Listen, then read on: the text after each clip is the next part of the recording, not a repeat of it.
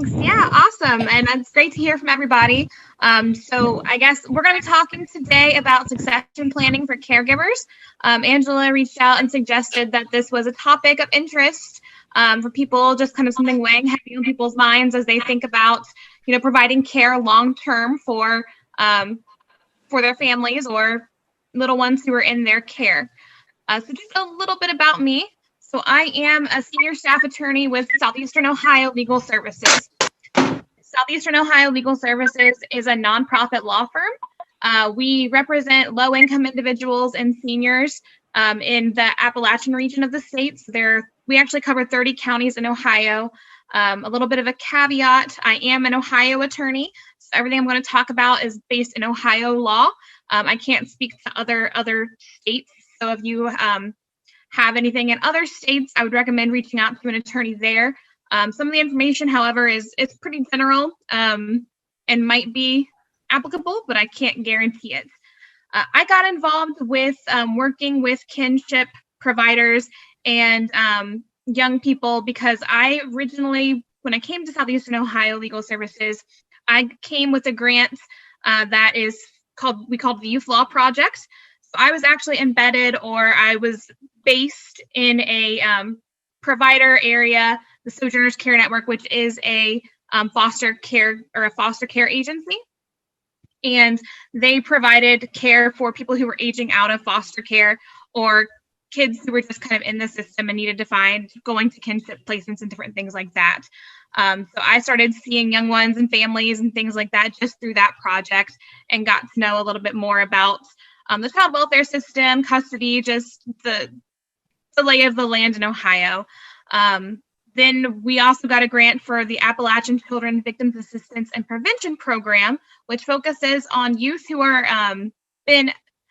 have been victimized or have been victims of the opiate crisis. So they have been impacted by the opiate crisis in our region.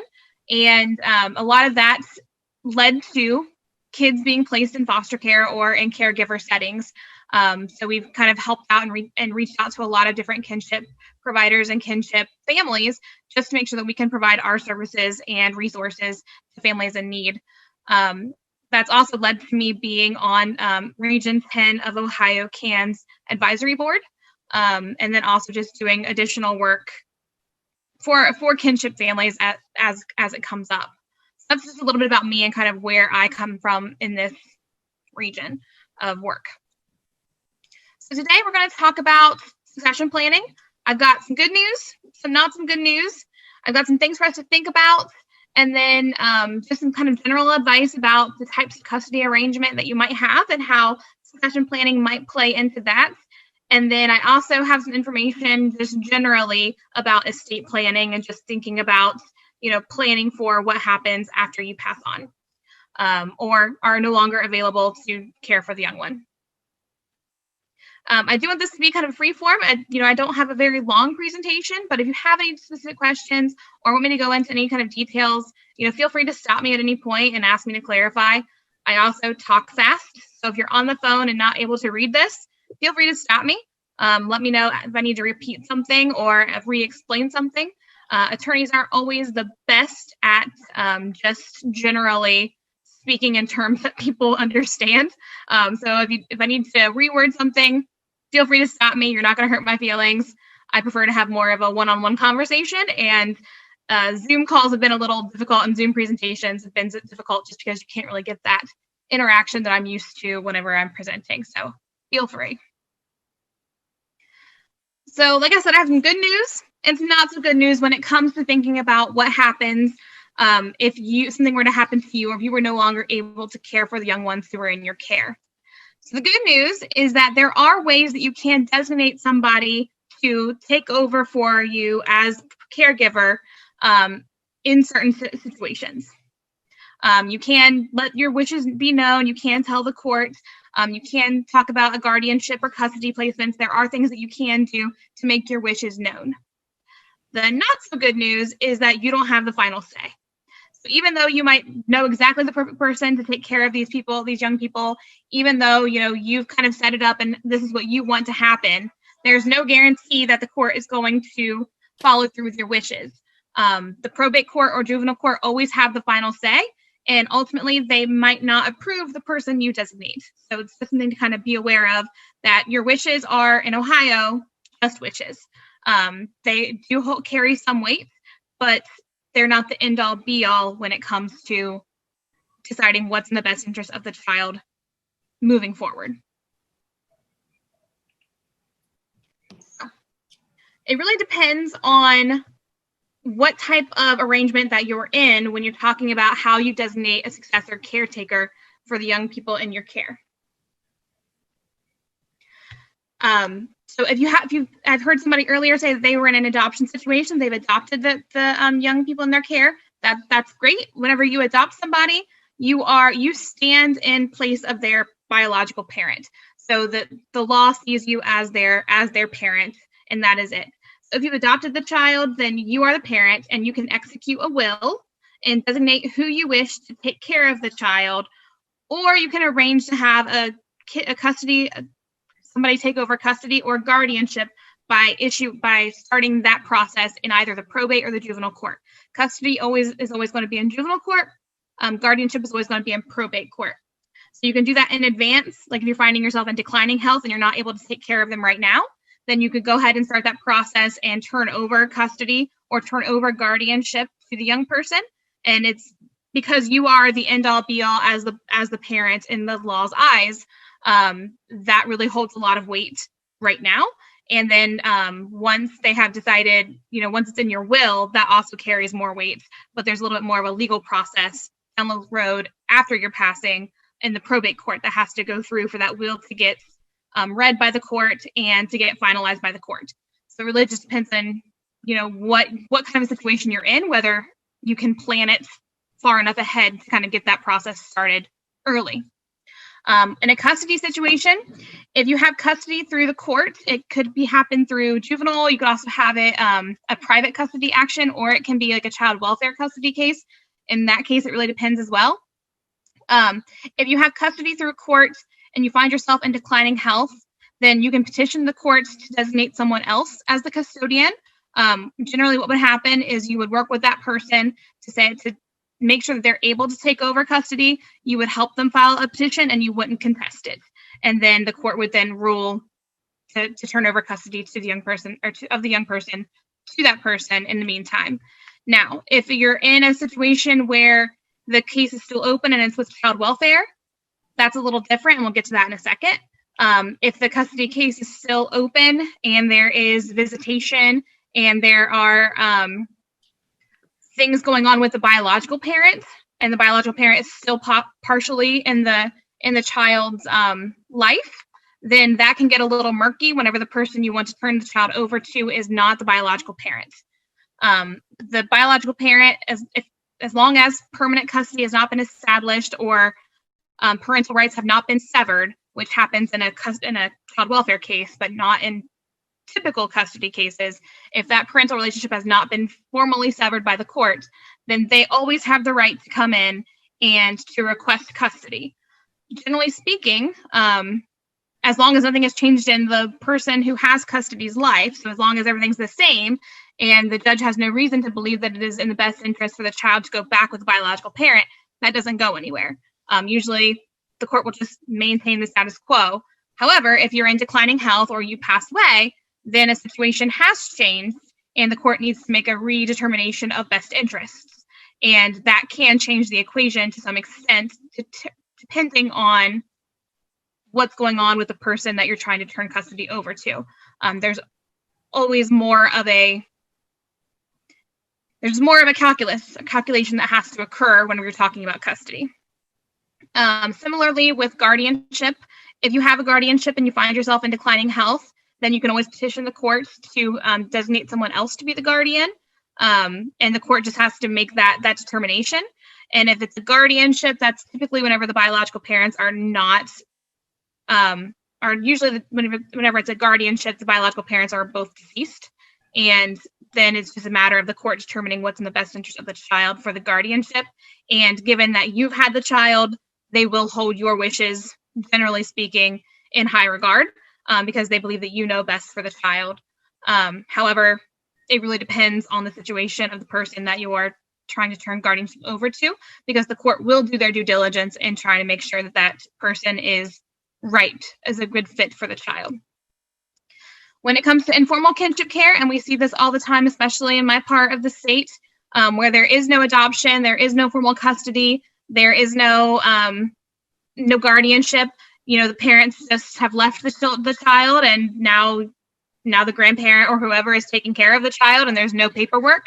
If that's the case, then if something were to happen, or if you are in poor health, under the law's eyes, you don't have legal custody of that child, so you can't hand over legal custody of that child to anybody else.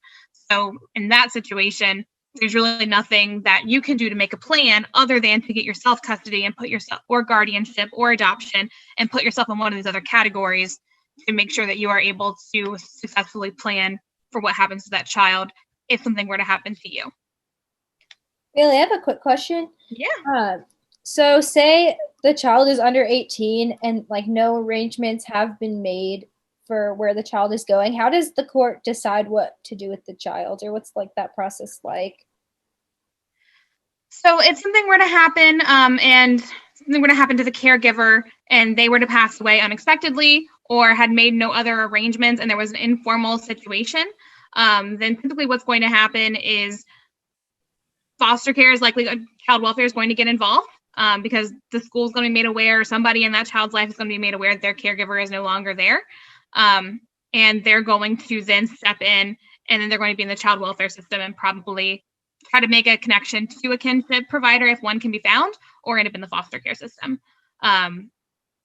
What will probably happen then, especially if there is that maybe the surviving spouse or somebody else, they'll try to give them, get to another kinship provider, but they will then put them into one of these other buckets, because then they will be in an arrangement that will lead to some sort of custody. In child welfare, it'll either be permanent custody or temporary custody, or they'll sever parental rights and go for adoption. So you'll be in one of these other categories at that point. In that case, Baylee, if it's informal, it wouldn't be an issue if the caregiver started to look into other family members to place that child with, since it's informal at that point anyway. Correct. And that would be then them trying to put the next person in one of the other buckets. So that would be if you're in an informal situation and you're in declining health and you're knowing that you're not going to be able to care for this child long term, then the best situation is then to talk to another kinship provider, somebody else who's willing to take over, another family member who's willing to take over those responsibilities and help them down the road of custody. Make sure that you're a witness, make sure that you're able to go into court with them and explain the situation with the child, make sure that you're able to explain why you believe that they are the best place for that child, and bolster their claim in court for custody.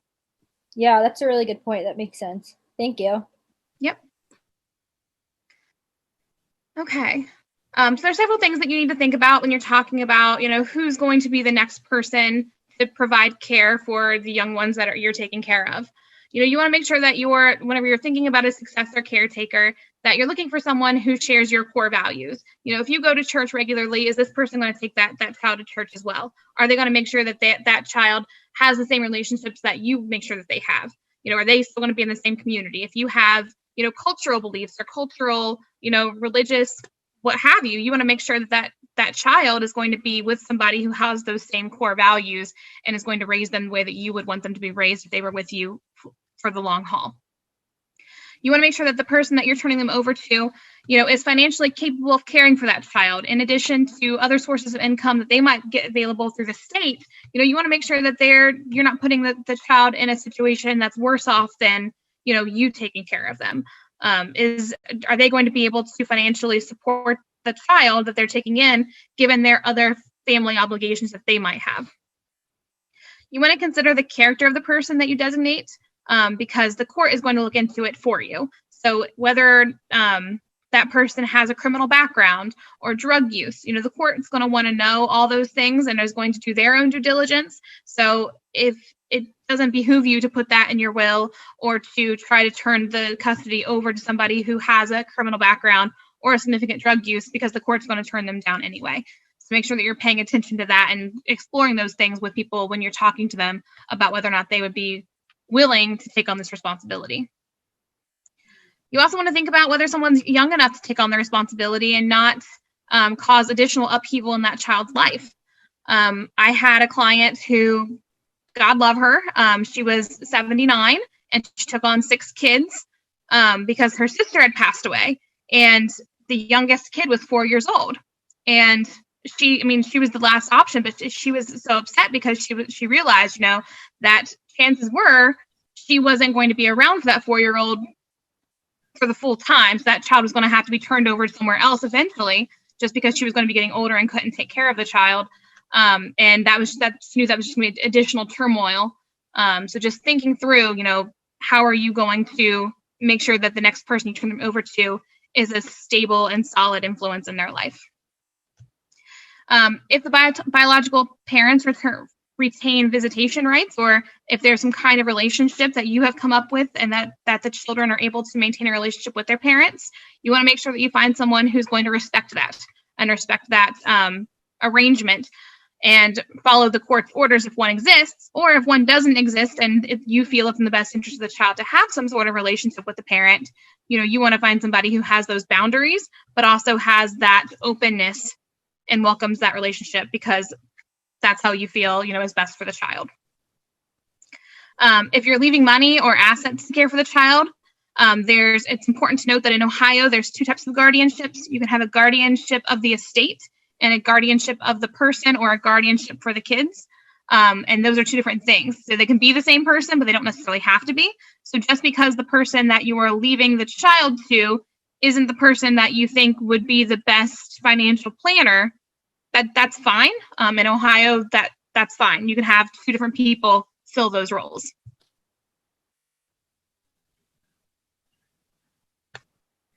As far as changing guardianship, so like I said, guardianship is typically whenever biological parents pass away. I think the probate court, there is a little bit of a loophole in Ohio law that you can get a guardianship whenever the parents are alive, but custody is really the process that was designed to take on the situation of changing over child custody whenever a parent is alive. But if you're changing guardianship of the child, then your designated successor will just go through the same probate court process that you went through to get to guardianship. If the biological parents' rights have not been severed, then they, of course, have the right to come back and to contest the change, and your wishes will be considered but not binding on the court. The court will then hold a hearing to determine whether the successor guardian is a suitable person. And just like you as a guardian, then they will submit fingerprinting, background check, attend a class every year regarding duties, and make sure that you are being financially, fiscally responsible if you are also the guardian of the estate. And make a report yearly on the well-being of the child. If you're modifying custody, then you have to go through the court process and designate your successor that way. They'll have to go back into the same court case and seek a modification of the custody. If the biological parents have not had their rights severed, then they'll have the right to come to court, object to the modification, seek custody themselves, or speak to their visitation arrangements. And the court will listen to all evidence and make a determination on what is in the best interest of the child. Your designation of a custodian will be an important factor, but like I said earlier, it's not going to be binding on the court. So like I said, it really depends on your situation about whether or not you're foreseeing having a problem soon, or whether or not, something has happened and you're no longer in the picture suddenly, what that looks like. If you're in failing health and you're seeing that soon you're not going to be able to take care of this child, the best option, of course, is to start the custody process early, to ask the person who you feel is the best person to then go into court, to petition the court for custody then, and for you to go in as a witness and support that petition, to say that this is why I believe this person's the right one. This is why I feel like I can't do this anymore. And the court's going to respect that a lot more, rather than this person who the court might view, depending on their relationship to the child, as a legal stranger coming in and asking for custody after you're gone, and the biological parent saying, I don't know who this person is, or this person is, the great aunt, and I'm the biological parent. That's so much further removed than a grandparent. you should give the child back to me. So in situations, it's better to do it early if you can, but that's not always possible. And that's why it's important to make sure that the person that you're giving custody to is prepared to make that petition, and that you've had a conversation before they have to go in to give them all the things that they need to support their petition going into court. You want to make sure that they have all the information about why you have custody, what's going on with the biological parents, what evidence do you have that the biological parents cannot take care of this child, and make sure that they're equipped with all of that information. They have all the court papers, they have all of the history of what you've been through, so when they go to court, they can kind of step into your place and can say, this is what's going on, this is why the parents aren't the best person to take care, and this is the relationship that I have with the child. And you want to make sure that they do have a relationship with the child. You want to make sure that you are fostering a relationship between the successor caregiver and the child before they have to go in and ask for custody. Baylee, really quick, could you just elaborate more on what petition the court means? So you file it'll be a motion for custody, because if you already have custody, there's already a custody case open in court. So you've already filed your complaint for custody. You've already gone through the rigmarole of the court granting you custody. So then the successor caregiver will then file a motion to modify custody in the same case. And then we'll come in and say, this is why I believe I need to have custody now. And then if you're still around and this is something you've kind of worked out with the person, you would go in as a witness and you would provide an affidavit or a statement to the court saying, this is why I support this. Or if something had happened to you suddenly and you're no longer around, they would need to be prepared to then make their argument as to why they are the best person. It's in the child's best interest that they be with that person instead of the biological parents. Because if something happens to you, then that is the door opening for the biological parent to come in and say, give the child back to me now. Because that the person you gave custody to, grandma or whoever kinship provider is no longer able to care for them. They've passed away or they're in seriously declining health. Give them to me. And you need to make sure that the person that you're wanting them to go to is prepared to refute that statement. Got it. Thank you. So, kinship placement through Children's Services. If the child has been placed into your home by Children's Services, the state agency or Children's Services has legal custody of the child, and you have physical custody. So until that court case is closed, you do not have permanent custody of the child to make any kind of determination as to where the child goes. So if you're no longer able to care for the child, then Children's Services will make the determination of where the child is placed. You can make a suggestion on who you think is a preferred successor caregiver, but it's in with their discretion to decide, and they have to follow their prioritization levels as well, which is making sure that they can be either with a biological parent if one is available and stable, or a kinship caregiver, and if none of those are available, then to a licensed foster care home. So it's up, you can obviously, if you're a kinship provider and they've already decided that there is no biological parent, they've given them to you, then you can absolutely suggest another kinship caregiver, and make a case as to why that caregiver has a strong enough relationship with the child to step in your shoes. But ultimately, it's up to the Children's Services agency to make that determination. And of course, even in this kind of situation, even if there is a situation where you have custody, temporary custody or physical custody through a Children's Services agency, there's always the option that the person that you think should have custody or that you would like to see get custody can always go through and do the private custody action while the Children's Services case is going on. So everything we just talked about, where they would go in, they would petition the court, file, in that case, they would file a complaint for custody, and they would say, well, I want custody through this, through the private side of the court, because the state didn't get involved to take the child away at this point. And then most cases, courts will merge those two situations, but it's another avenue to get the person in and be heard by the court. And the court will then consider, like we talked about before, what's in the best interest of the child.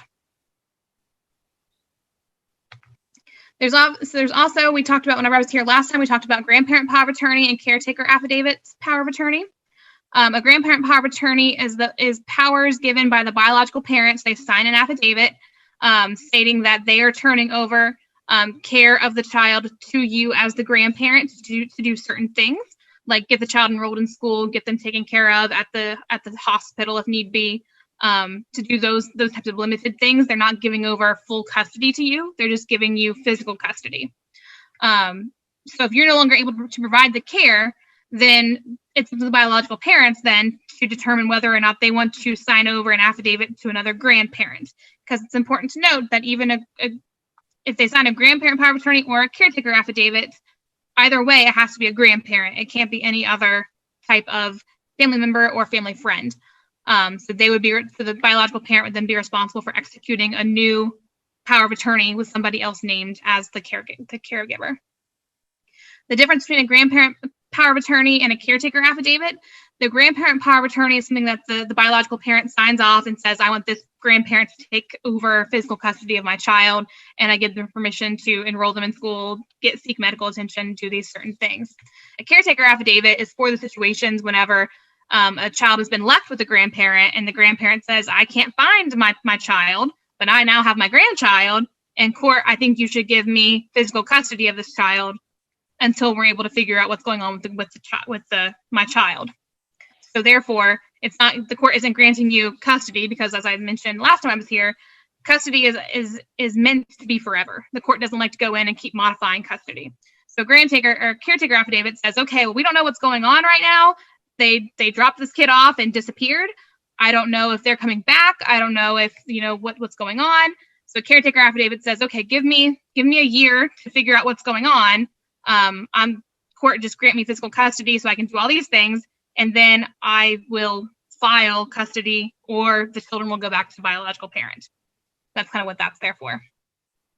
And if there's no grandparent available to take on care of the person who's willing to, or the person who's willing to care for the child, or the person that you want to seek care for the child is not a grandparent of the child, then the only option is to go through custody, because they cannot fill out a grandparent power of attorney or a caretaker affidavit in the short term. You have to go through custody and get the temporary custody in order to do that.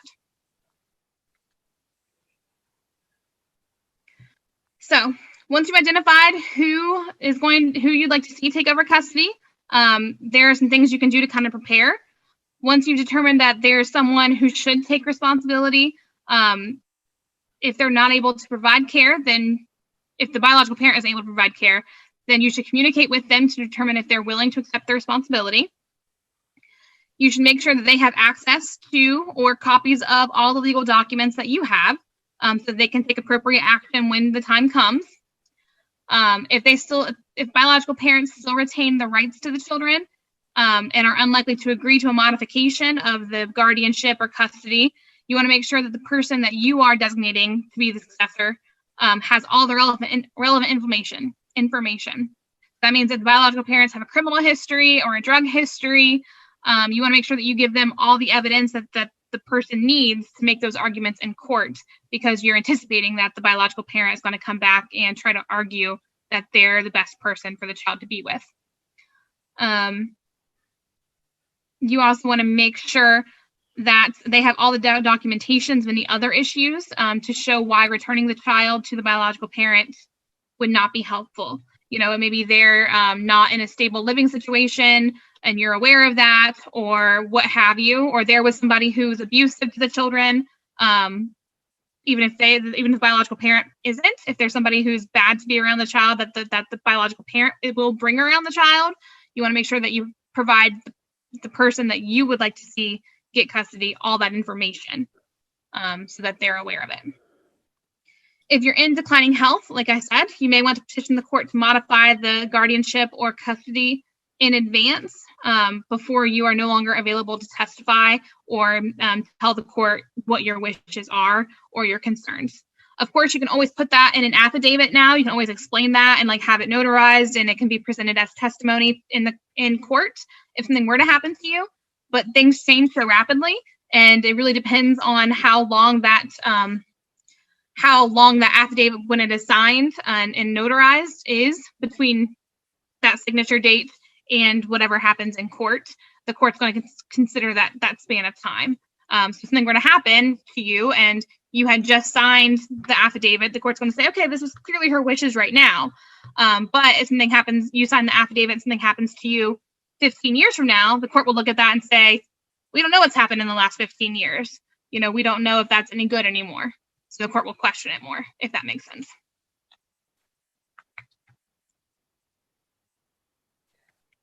Hold on, let me go back a little bit. So another thing I would recommend here is to kind of just start getting together a folder. Put together a folder, get all of your custody papers in one place, put it in chronological order backwards. So the most recent first, kind of in that notebook, and then also have a folder in there kind of evidence. Pictures that you have, criminal record history that you have for the biological parents or for whoever, shouldn't have custody. Make sure you have it kind of all in one place, just for your own sanity of having everything kind of in one location. Put it with your important documents, and we'll go through some important documents here in the next slide. And then just make sure that the person that is going to be taking over knows where it is, or they have a copy of it, just so they can kind of understand, okay, so if something were to happen to you, then I need to go into court. I need to file a motion for custody. Here's all the information, the background about the custody, and here's the evidence that I need to present. You can also include in there, like I said, a notarized statement from you about what you want and your wishes. And then we can also make sure that it's in your will or other things, so that the court is very clear this is what you wanted and why you felt it was in the best interest of the child. That would be the best and most clean option to make sure that you are passing on as much information as possible and preparing as much ahead of time as you possibly can. Additional considerations is just to think about your general estate planning in general. So not just, what's going to happen to the custody of the young people in your care, but what's going to happen to everything in your estate if you were to pass away. Do you have a will? Do you have a document that is executed that says where all of your worldly possessions are going to go? Do you have a healthcare power of attorney, which is a document that allows you to determine who gets to make medical decisions for you if you're unable to make them for yourself? Do you have a living will, which tells the doctors whether or not you want to remain on life support or life support essentially? Do you want to stay kept alive on a machine? That's what, if the answer is yes, living will says. The answer is no, the living will says. The living will also allows you to designate guardians of the estate and of your person. Do you have a financial power of attorney? If something were to happen to you, is somebody able to get into your bank accounts to make sure that they have access to the funds that they might need? Are they able to, if you are unable to write your own checks and do your own bills, is somebody prepared to take over that responsibility for you if something were to happen where you weren't gone, but you weren't able to do those things for yourself? Do you have them prepared? Have you thought about your property? If you own property, what happens to your property after you pass away? Probate court is expensive, and going through probate is expensive for the family after a loved one passes away.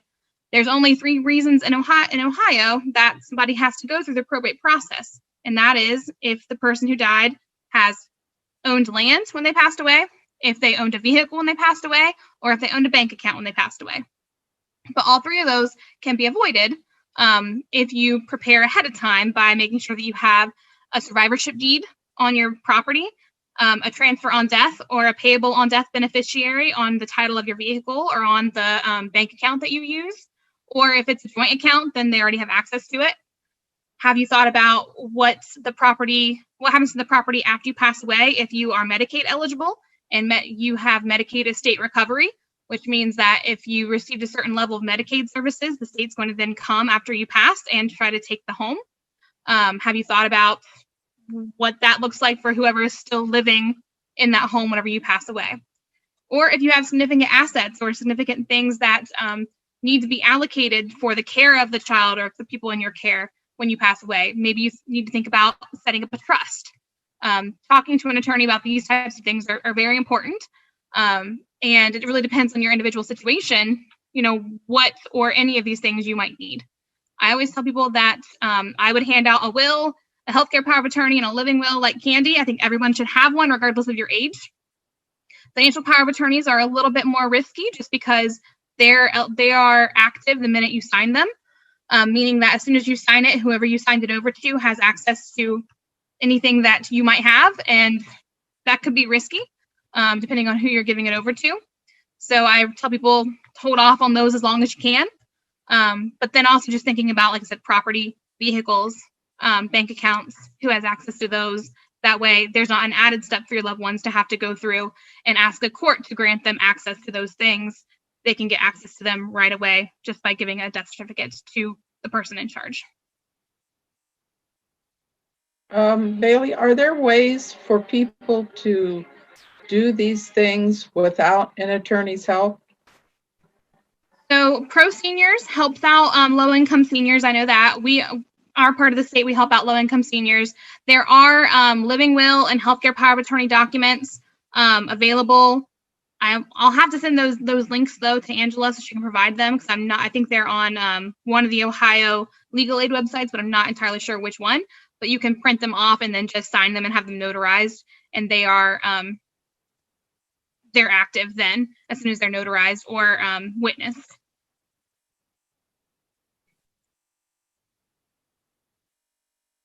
Any other questions?